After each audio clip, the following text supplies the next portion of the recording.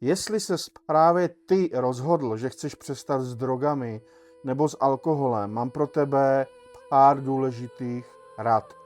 Než to zkusíš úplně sám doma, vždycky si o tom promluv s odborníkem.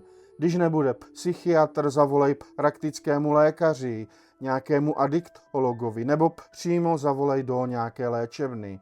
Protože po dlouhodobém užívání opravdu není vždycky bezpečné ze dne na den všechno vysadit a říct si, tak a ode dneška jsem čistý, tak to nefunguje.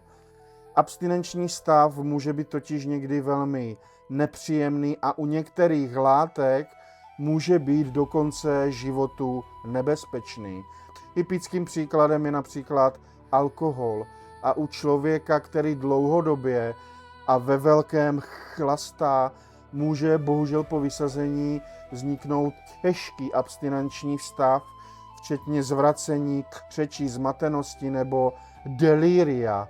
Proto opravdu doporučuji lékařskou podporu a u některých lidí to skončí dokonce i hospitalizací, protože se to musí dělat fakt pod kontrolou.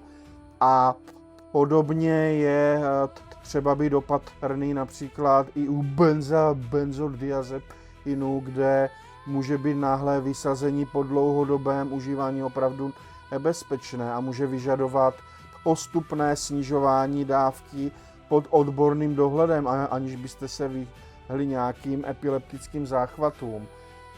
U opioidů je abstinence většinou jiného charakteru a zřídka bývá života ohrožující, ale i tam má smysl odborné posouzení. Mimo jiné kvůli silným abstinenčním příznakům a rizikům relapsu a následnému předávkování po návratu k původní dávce.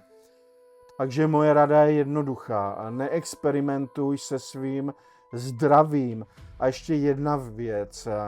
Nedávno mi dokonce napsala jedna paní manželka nebo přítelkyně jednoho závislého, že jí někdo známý předepsal antabus. A v podstatě to řešili prakticky doma. A tohle bych rozhodně, ale rozhodně nikdy nedělám.